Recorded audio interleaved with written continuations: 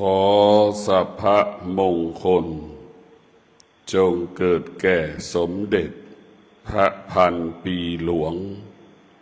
มีพระชนมายุยิ่งยืนยาวนานขอความสุขสวัสดีจงเกิดแก่ผู้ดำรงตนว่าแม่ทุกท่าน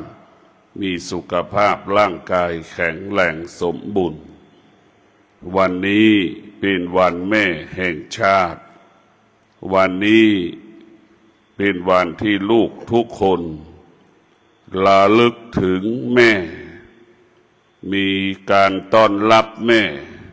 ด้วยการปฏิบัติธรรมด้วยการดูแลให้ข้าวปลาอาหารให้กับแม่มนุษย์ทุกคนเกิดมาจากท้องแม่เสมอเหมือนกันหมดบุคคลที่มีสติจะรู้จักบุญรู้จักคุณของผู้เป็นแม่ผู้บุคคลที่ขาดสติ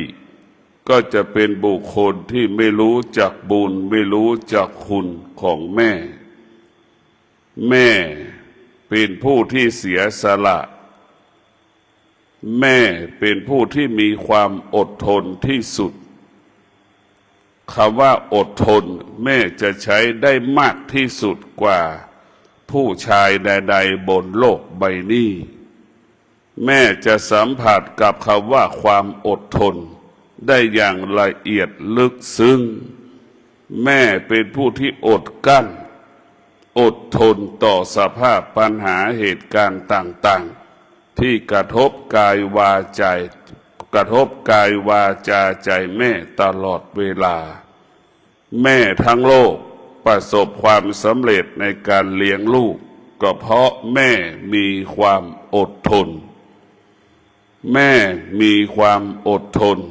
แม่จึงประสบความสำเร็จในการเลี้ยงลูกอบรมลูกจงเติบใหญ่เช่นเดียวกับลูกทุกคนที่ประสบความสำเร็จในการเลี้ยงพ่อเลี้ยงแม่จนหมดลมหายใจก็เพราะความอดทนเพราะฉะนั้นพวกเราทั้งหลายธรรมะของพระพุทธเจ้าเป็นสิ่งอันประเสริฐเป็นสิ่งอันมีค่าอันเป็นสิ่งอันมีความหมายสำหรับมนุษย์ทุกคนธรรมะนั้นว่าด้วยเรื่องความจริงของชีวิตธรรมะของพุทธเจ้าคำสอนของพุทธเจ้าเป็นความจริงของโลกมันยิ่งใหญ่คำสอนของพระพุทธเจ้าไม่ใช่เรื่องของพระพุทธศาสนาคำสอนของพุทธเจ้าว่าด้วยเรื่องความจริงของโลกดังคำว่าคนดีคนดีของโลกต้องประกอบไปด้วยศีลทั้ง5 ข้อคนดีของโลกต้องประกอบไปด้วยศีลทั้ง5 ข้อศีล5 ข้อจึงเป็นบ่อเกิดแห่งความดีบุคคลใดดำรงตนด้วยศีล5 ข้อบุคคลนั้นเป็นคนดีศีล5จึงเป็นคุณสมบัติของแม่ที่ดีศีล5จึงเป็นคุณสมบัติของแม่ที่ดีเมื่อแม่ดำรงตนด้วยศีลทั้ง5 ข้อย่อมเป็นที่เคารพรักของลูกย่อมเป็นที่เคารพรักของลูกเป็นที่ยอมรับของคนทุกคนบุคคลใดก็แล้วแต่ที่ดำรงตนด้วยศีล5เป็นที่ยอมรับของสาธารณชนทุกคนยอมรับบุคคลที่ดำรงตนด้วยศีล5เพราะฉะนั้นพวกเราทั้งหลายศีล5จึงเป็นคุณสมบัติของคนดีคนดีของฉันคนนั้นต้องประกอบไปด้วยศีลทั้ง5 ข้อนี่แหละธรรมะจึงว่าด้วยเรื่องความจริงของชีวิตเช่นมนุษย์ทุกคนรักชีวิตตนเองรักสมบัติของตนเองรักครอบครัวของตนเอง รักวงตระกูลของตนเองรักอาชีพหน้าที่การงานของตนเองไม่ยอมให้บุคคลใดบุคคลหนึ่งมาเบียดเบียนทรัพย์สมบัติของตนไม่ยอมให้กับบุคคลใดบุคคลมาเบียดเบียน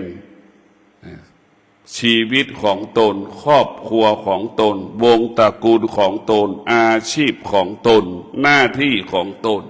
นี่แหละธรรมะจึงเป็นความจริงธรรมะหมายถึงศีลทั้งห้าข้อเป็นเหตุให้เกิดคำว่าความสุขดังคำว่าบุคคลใดดำรงตนด้วยศีลทั้งห้าข้อบุคคลผู้นั้นจะมีความสุขเกิดแต่ความสุขเกิดแต่ความเจริญกินเป็นสุขนอนเป็นสุขอยู่เป็นสุขทุกลมหายใจเพราะฉะนั้นพวกเราทั้งหลายศีลทั้งห้าข้อประกาศความบริสุทธิ์ประกาศความบริสุทธิ์ของคนแต่ละคนศีลทั้งห้าข้อนั้นประกาศความบริสุทธิ์ของคนแต่ละคนใครจะบริสุทธิ์ไม่บริสุทธิ์รู้อยู่แก่ใจถ้าเอาศีลห้าไปจับแล้วศีลห้าจึงเป็นความจริงของชีวิตเช่นวัตถุสิ่งของต่างๆได้มาครอบครองต้องประกอบไปด้วยศีลทั้งห้าข้อการได้มาซึ่งสามีภรรยาก็ต้องประกอบไปด้วยศีลทั้งห้าข้อการได้มาซึ่งทรัพย์สมบัติปัจจัยสี่ได้มาครอบครองก็ต้องประกอบไปด้วยศีลทั้งห้าข้อการได้มาซึ่งฐานะตำแหน่งอาชีพหน้าที่การงานก็ต้องประกอบไปด้วยศีลทั้งห้าข้อ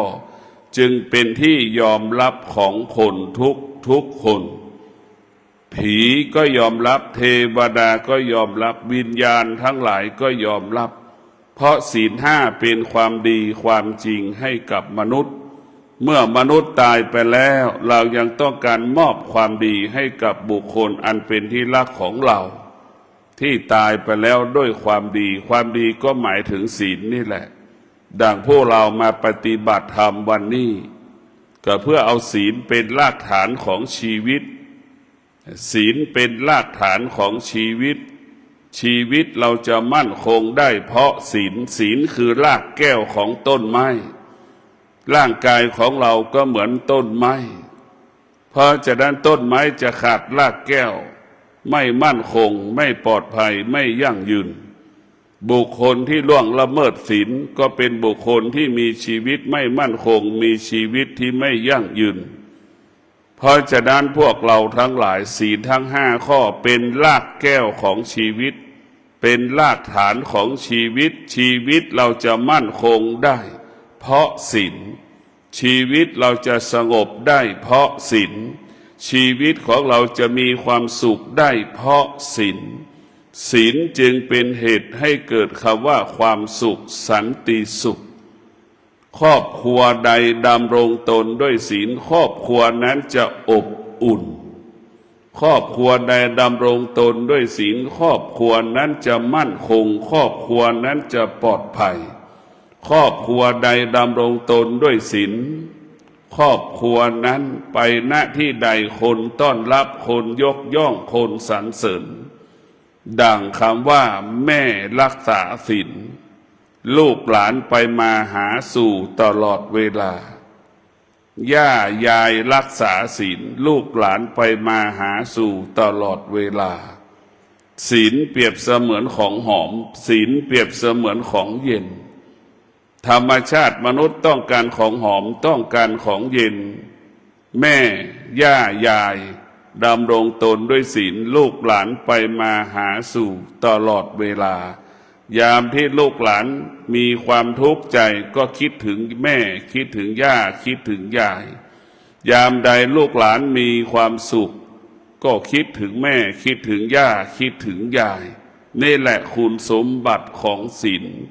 ศีลจึงมีพลังมีอานุภาพศีลนั้นมีพลังและมีอานุภาพจึงทำให้เรานั้น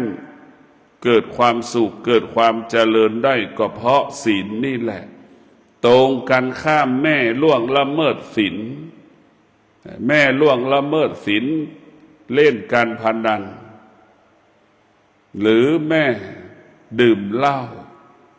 กินเที่ยวเล่นอย่างเงี้ยลูกหลานไม่ไปมาหาสู่ไปบ้าน10 ครั้งไม่เคยเจอแม่ไม่เคยเจอย่าไม่เคยเจอยายไปบ้าน10 ครั้งเจอแต่ยายย่า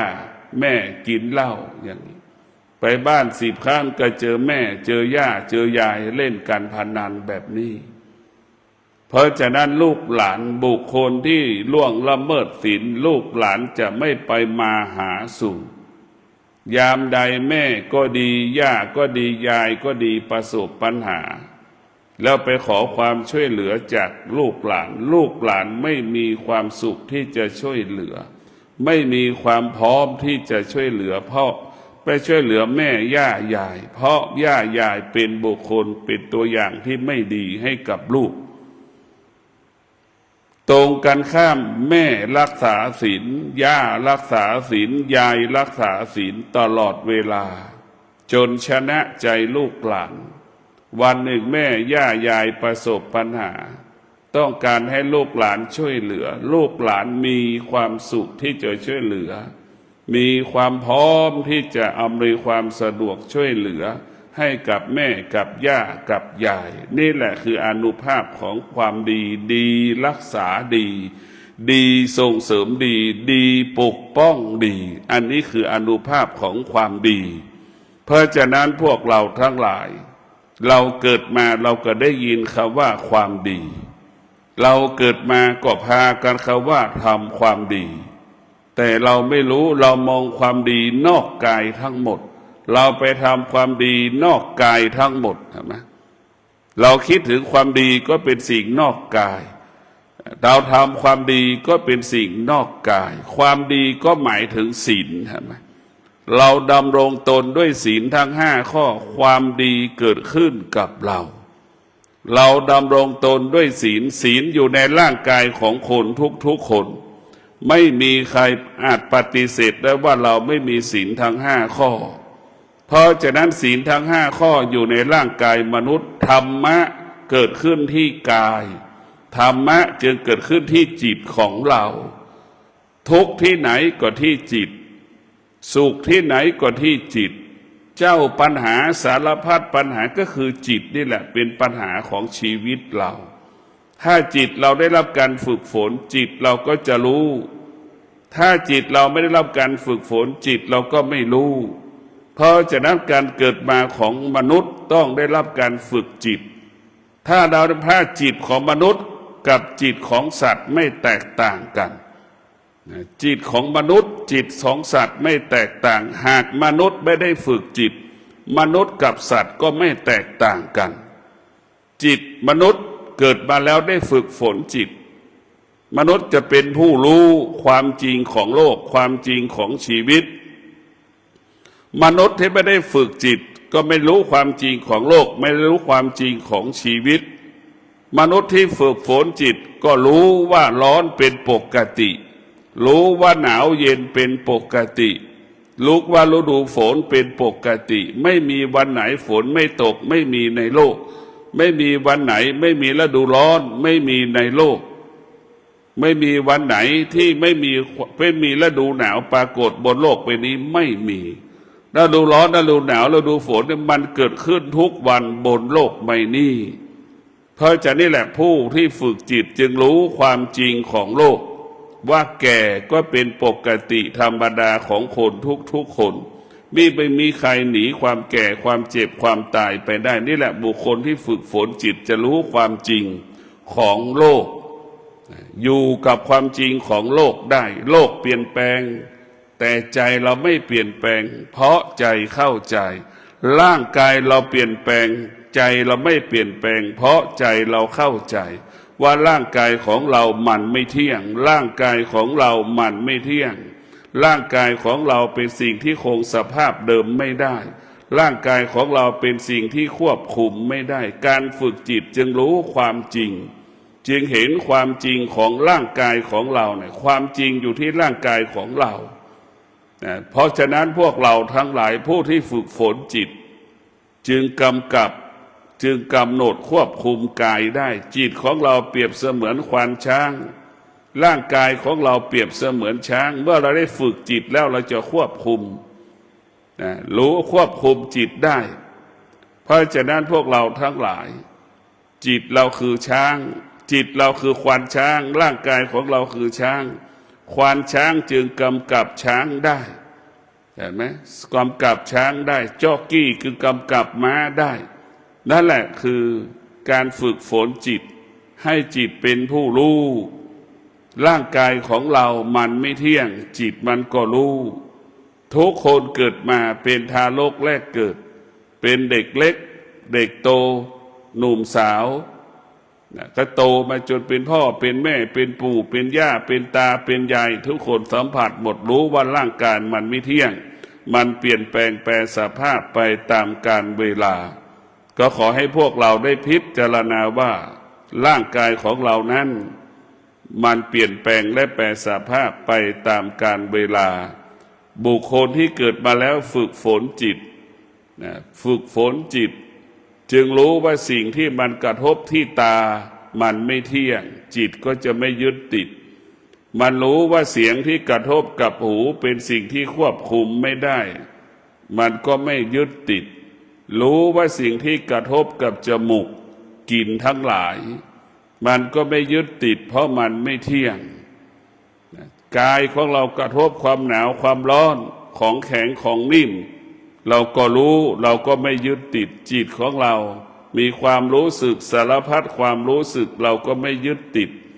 เพราะฉะนั้นพวกเราทั้งหลายบุคคลที่ฝึกฝนจิตจึงเป็นจิตที่เป็นจิตของผู้รู้จิตของผู้รู้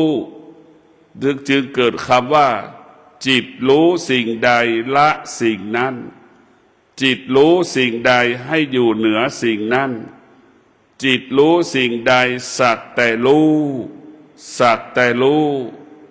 เพราะฉะนั้นพวกเราทั้งหลายการฝึกฝนจิตนั้นเป็นสิ่งที่ประเสริฐสูงสุดแต่เราพยายามจะฝึกการฝึกจิตของเราเนี่ยเหมือนงัวเหมือนควายเห็นไหมที่ครั้งแรกที่จะไปไถนาเห็นไหมเราจะต้องบังคับเราจะต้องจูงมันถึงจะเดินการระหว่างที่มันเดินมันก็ต่อต้านเราเดินสเปะสปะวิตกกังวลไปหมดเห็นไหมแต่เราก็จูงงัวจูงควายไถนาครั้งแรกวันแรกเห็นไหมมันค่อยๆไปมันก็เกิดอาการสำแดงอาการไปเรื่อยๆจนถึงที่สุดงัวควายที่เรานำไปไถนามันก็คุ้นเคย1 ปีนึกดูกันแล้วกันนะ1 ปี1 ครั้งเนี่ยเราเอาควายไปไถนาเอางัวไปไถนางัวควายมันยังจดจำเลยนึกดูดิมันยังคุ้นเคยเลยถึงปีเอาควายไปไถนางัวไปไถนามันก็ไม่เกิดปฏิกิริยาไม่ปฏิเสธเรามันก็ไปของมันเห็นไหมลากไถไปอันนั้นแหละจิตที่ฝึกฝนเห็นไหมย่อมคุ้นเคยและเข้าใจ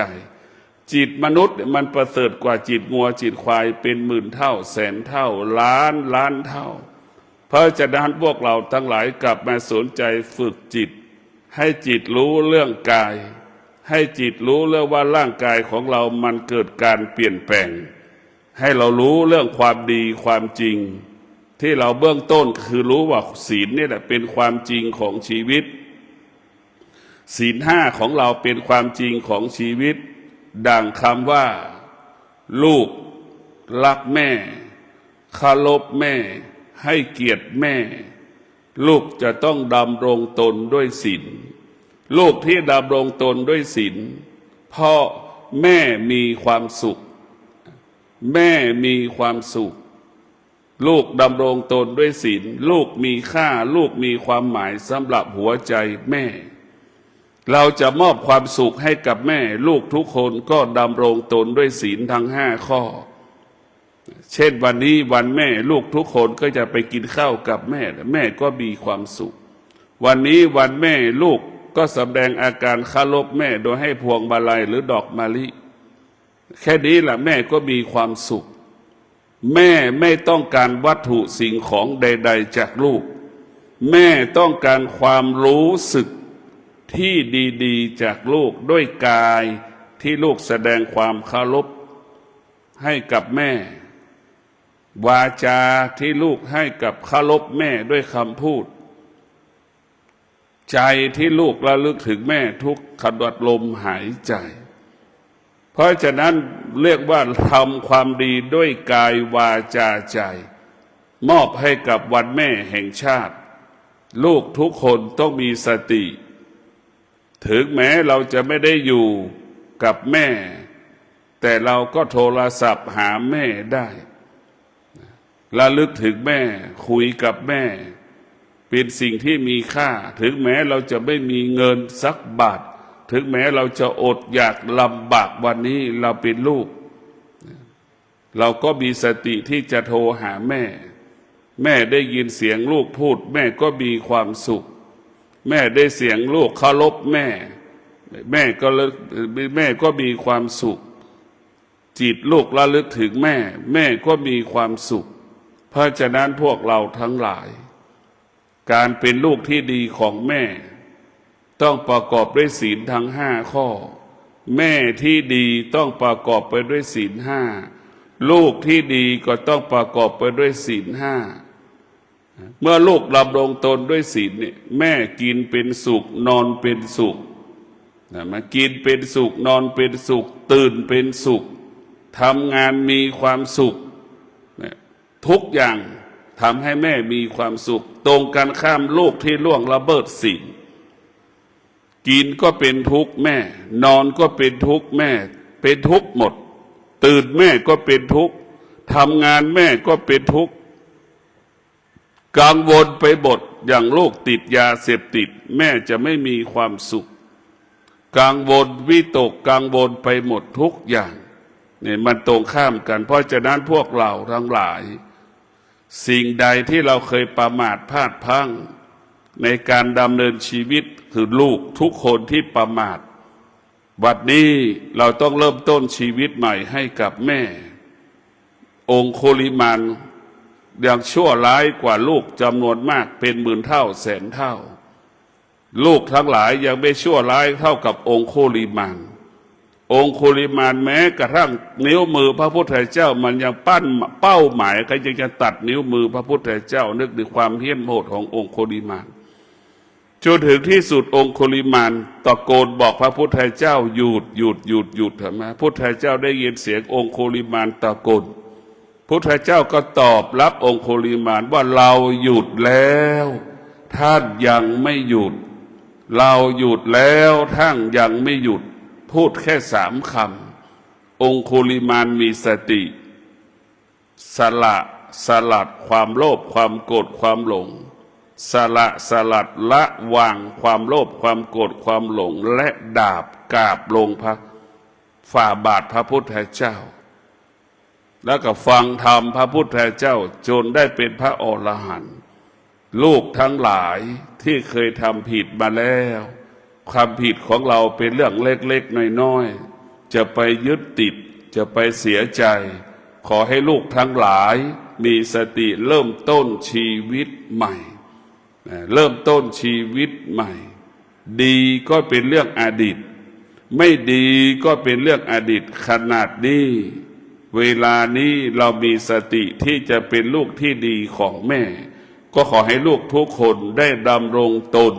ประพฤติตนเป็นลูกที่ดีต้องประกอบไปด้วยศีลทั้ง5 ข้อเอาศีล5 ข้อมาเป็นหลักกำหนดควบคุมกายวาจาใจของเราคิดทุกครั้งต้องประกอบไปด้วยศีลทั้ง5 ข้อพูดทุกครั้งต้องประกอบไปด้วยศีลทั้ง5 ข้อกระทำการใดๆก็ต้องประกอบไปด้วยศีลทั้ง5 ข้อลูกจึงเป็นลูกที่ดีด้วยศีลแม่ที่ดีก็ต้องประกอบด้วยศีลแม่รักษาศีลลูกรักษาศีลย่อมมีความสุขซึ่งกันและกันเพราะฉะนั้นคนที่รักษาศีลจะเป็นคนที่มีความสุขก็ขอให้ท่านทั้งหลายได้มีสติในการดำเนินชีวิตวันนี้เป็นวันแม่ก็ขอให้พวกเราได้รู้เรื่องความจริงของชีวิตว่าแม่นั้นเป็นผู้ที่เสียสละทุกคนรู้อยู่แก่ใจ ลูกบางคนก็เห็นแก่ตัวลูกบางคนก็เห็นแก่ตัวสนใจแต่สามีตนเองสนใจแต่ภรรยาตนเอง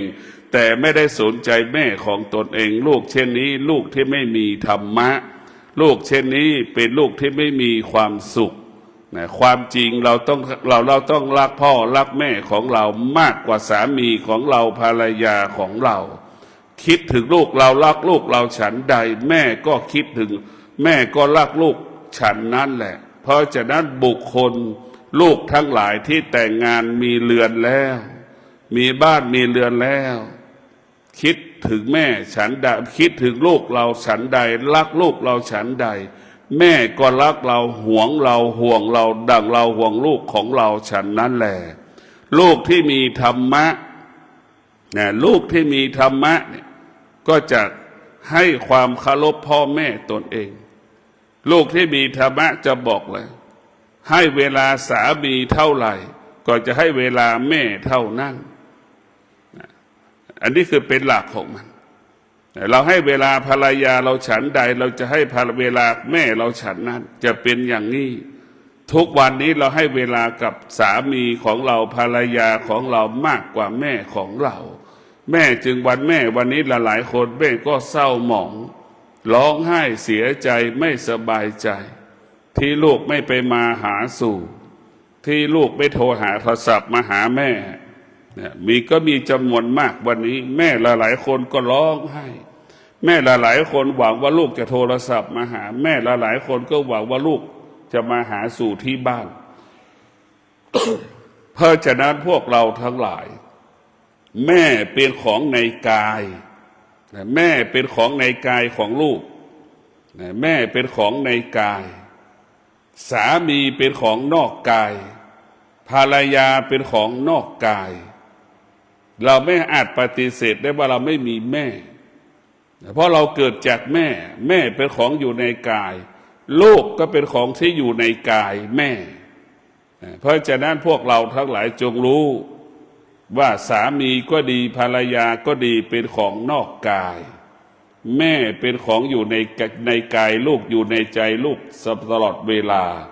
เพราะฉะนั้นเราจะต้องสิ่งที่เราควรยึดมั่นก็คือยึดมั่นแม่ไม่ใช่ไปยึดมั่นสามีไม่ใช่ไปยึดติดภรรยาส่วนมากมันจะเป็นเช่นนี้ไปยึดติดยิ่งพ่อแม่ยากจนพ่อแม่ยากจนไปได้ครอบครัวฐานคนที่มีฐานะก็รังเกียจพ่อแม่ตนเองไม่อยากให้บุคคลภายนอกมาหาแม่ตัวเองหลบหลีกที่จะไปบ้านอายเขาอย่างนี้มีจำนวนมากลูกที่ไม่มีธรรมะก็จะเป็นเช่นนี้มีฐานะมีกินมีใช้กับกลัวคนอายแม่ตัวเองอายฐานะแม่ตัวเองแม่มีฐานะลำบากหรือแม่มีฐานะที่มีเงินแล้วแต่แม่นั้นมีไม่สุภาพไม่เรียบร้อยพูดจาไม่โผงผางกลัวรับความจริงของแม่ไม่ได้ท้ายสุดกำลังเกลียดแม่ลูกจำนวนมากก็มีเช่นนี้ลูกที่มีธรรมะ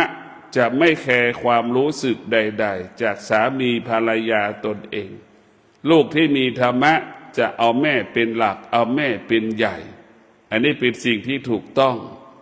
นะเอาแม่เป็นใหญ่นะเพราะฉะนั้นพวกเราทั้งหลายที่มีแม่ก็ขอให้เอาแม่เป็นใหญ่ภาษาวะเรียกว่าให้แม่ 70% ให้สามี 30% เราต้องคิดเช่นนั้นนะเราให้เวลาแม่ 70% ไปมาหาสู่แม่แต่เรากลับมีเวลาให้สามีตนเองกลับไม่มีเวลาให้แม่วันหนึ่งแตกแยกหย่าร้างเห็นไหมอะไรเกิดขึ้นกับชีวิตของเราท้ายสุดเราก็หนีแม่ไม่พ้นแต่พ่อแม่เป็นสมบัติของลูกลูกก็เป็นสมบัติของแม่สามีไม่ได้เป็นสมบัติของเราภรรยาไม่ได้เป็นสมบัติของเราถึงแม้จะเป็นสมบัติแค่บางเวลาสามีเป็นสมบัติของภรรยาแค่บางเวลาภรรยาเป็นสมบัติของสามีภรรยาแม่กับลูกเป็นสมบัติซึ่งกันและกันพ่อแม่ออกจากพ่อแม่เป็นผู้ให้กำเนิดลูกลูกจึงเป็นสมบัติของแม่ดังธรรมะอยู่ในกายของเราเนี่ยธรรมะอยู่ในกายของเราธรรมะอยู่ในจิตของเราเนี่ยถ้าภาษาธรรมะว่าแม่ก็เป็นของนอกกาย พระพุทธเจ้าก็เป็นของนอกกายธรรมะเป็นสิ่งที่อยู่ในกายเราดังคำว่าบุคคลที่มีสติก็ยึดมั่นเอาพระธรรมเป็นใหญ่บุคคลที่ขาดสติเอาพระพุทธเจ้าเป็นใหญ่เอาแม่เป็นใหญ่เห็นไหมเอาตำราพระไตรปิฎกเป็นใหญ่ผู้ที่มีสติก็คือจะเอาพระธรรมพระธรรมก็คือสติพระธรรมก็คืออดทนพระธรรมก็คือวิริยะภาคเพียรพระธรรมก็คือสัจจะเมื่อเรามีสติเท่ากับมีพระพุทธเจ้าอยู่ในดวงจิตเราเท่ากับพุทธเจ้าคอยเตือนเราตลอดเวลาเมื่อเรามีสติเท่ากับเรามีแม่เตือนสติเราตลอดเวลาเรามีสติเท่าเรากับมีครูอาจารย์อยู่กับเราตลอดเวลาคอยเตือนสติเราตลอดเวลาสติเปรียบเสมือนพระพุทธเจ้าสติเปรียบเสมือนแม่สติเปรียบเสมือนพ่อครูอาจารย์ของเราแต่ถ้าเราขาดสติเราก็จะไปยึดติดพระพุทธเจ้าไม่เอาพระธรรมไปยึดติดแม่ไม่เอาคำสอนของไม่เอาศีลห้าของพระพุทธเจ้าเห็นไหมเพราะฉะนั้นพวกเราทั้งหลายมีคนจำนวนมากเอาแต่แม่แต่ไม่เอาศีลห้าเห็นไหมลูกจะมีค่าลูกจะมีค่าตรงที่ลูกมีศีลห้าข้อนั่นแหละลูกจำนวนมากเอาแม่แต่ไม่เอาศีลห้าชาวพุทธทั้งหลายเอาพระพุทธเจ้าแต่ไม่เอาศีลห้าก็มีจำนวนมากเป็นเช่นนี้เพราะฉะนั้นศีลห้านั่นแหละคือธรรมะมีสติเห็นไหมเมื่อเรามีสติเนี่ยเท่ากับพุทธเจ้าเตือนเราอยู่ในกายของเราพระพุทธเจ้าอยู่ในกายของเราแม่ก็อยู่ในกายของเราครูอาจารย์ก็อยู่ในกายของเราคนจำนวนมากก็หลงทางหลงผิดดังลูกจำนวนหนึ่งเอาแต่แม่แต่ไม่เอาศีลห้าแต่ลูกกับล่วงละเมิดศีลห้าเห็นไหมอันนี้แหละคือมันขัดแย้งกันอยู่เพราะฉะนั้นเราเอาศีลทั้งห้าข้อมาเป็นหลักมากำกับดำรงตนด้วยศีลทั้งห้าข้อเราก็มีความสุขแม่ก็มีความสุขแต่ทุกวันนี้เราไม่เอาศีลเราเอาแต่แม่เมื่อเราไม่เอาศีลเอาแต่แม่เราจึงพูดไม่เพราะกับแม่เพราะเราไม่มีธรรมธรรมะก็คืออดทนมันจะระงับอารมณ์ของเราธรรมะคือให้เรามีสติระลึกถึงแม่ทุกวันนี้แม่กับลูกเป็นศัตรูซึ่งกันและกันถ้าลูกที่มีธรรมะแม่ลูกจะเป็นมิตรต่อแม่ทุกวันนี้ลูกไม่มีธรรมะลูกจะเป็นศัตรูกับแม่90%ลูกที่มีธรรมะจะให้เกียรติแม่เคารพแม่อดทนต่อแม่จะพอใจแม่ไม่พอใจจะอดทนเหมือนแม่ไม่พอใจลูกแม่ก็ต้องอดทนธรรมะตัวเดียวกันทั้งหมดทั้งสิ้นเพราะฉะนั้นพวกเราทั้งหลายเกียรติศักดิ์ศรีการเป็นลูกที่ดีก็คือลูกคนนั้นดำรงตนด้วยศีลนั่นแหละเกียรติศักดิ์ศรีลูกที่ดีต้องประกอบด้วยศีลทั้งห้าข้อเกียรติศักดิ์ศรีการเป็นแม่ที่ดีก็คือศีลทั้งห้าข้อแต่เพราะฉะนั้นพวกเราทั้งหลายเอาปัจจุบันทุกคนล่วงละเมิดศีลเหมือนกันหมดมันเป็นเรื่องอดีตทั้งสิ้นแต่ปัจจุบันนี้เราดำรงด้วยศีลก็ยึดเอาปัจจุบันเป็นหลักเราไม่ควรไปยึดติดในอดีตเราเคยล่วงละเมิดศีลมาแล้วบางคนก็ไปยึดติดฟังแล้วก็ไม่สบายใจฟังแล้วก็ไม่อยากจะฟังแล้วก็สะเทือนใจเพราะศีลมันเป็นความจริงของชีวิตเพราะฉะนั้นมันชั่วร้ายก็เป็นเรื่องอดีตดังองคุลิมานดีก็เป็นเรื่องของอนาคตมันยังไม่เกิดอยู่กับปัจจุบันอยู่กับปัจจุบันคุณค่าของแม่อยู่ที่ศีลห้าข้อคุณค่าของแม่อยู่ที่ศีลห้าข้อคุณค่าของลูกก็อยู่ที่ศีลทั้งห้าข้อนี่แหละคือเป็นสิ่งที่มีค่าแม่จะมีค่าแม่มีศีลห้าข้อลูกมีค่าลูกก็มีศีลทั้งห้าข้อเห็นไหมอันเดียวกันหมดก็ขอให้พวกเราทั้งหลายมีสติที่จะอดทนมีสติที่จะมีวิริยะภาคเพียรมีสติที่จะบำเพ็ญเพียรสร้างบารมีความดีให้กับชีวิตตนเองมีบารมีสติที่จะบำเพ็ญเพียรสร้างฐานะให้กับครอบครัวโดยเฉพาะลูกทั้งหลายที่มีสติก็คือจะต้องมีความอดทนลูกที่มีสติจะต้องมีวิริยะภาคเพียรร้อนปรากฏก็ลูกทั้งหลายก็ต่อสู้หนาวปรากฏจำเป็นต้องต่อสู้กับการงานที่เราประสบกับความหนาวเย็นฝนมันตกลูกก็ต้องต่อสู้กับฝนฤดูที่มันตก ลูกคนไหนที่ไม่กลัวร้อนไม่กลัวหนาวจะทำให้พ่อแม่มีความสุขทำให้ครอบครัวนั้นมีกินมีใช้เหลือกินเหลือใช้ลูกจะเป็นผู้เปลี่ยนแปลงชีวิตแม่ลูกที่จะเปลี่ยนแปลงฐานะครอบครัวของเราธรรมะนี่แหละคือเรามีสติเมื่อเรามีสติเรามีสัจจะมีวิริยะมีขันติการเปลี่ยนแปลง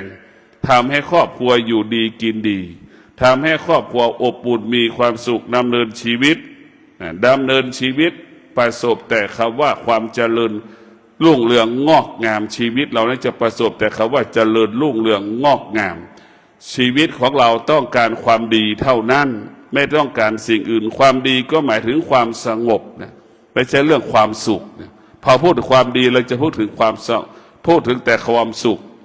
นะความสุขเป็นของนอกวัดความสงบเป็นของในวัดความสุขเป็นเรื่องนอกกายความสงบเป็นเรื่องอยู่ในกายนะพวกเราทั้งหลายเพราะนั้นเพราะความสงบอยู่ในกายของเราต้องสร้างขึ้นเองแต่แม่ไม่สามารถมอบความสงบให้กับเราได้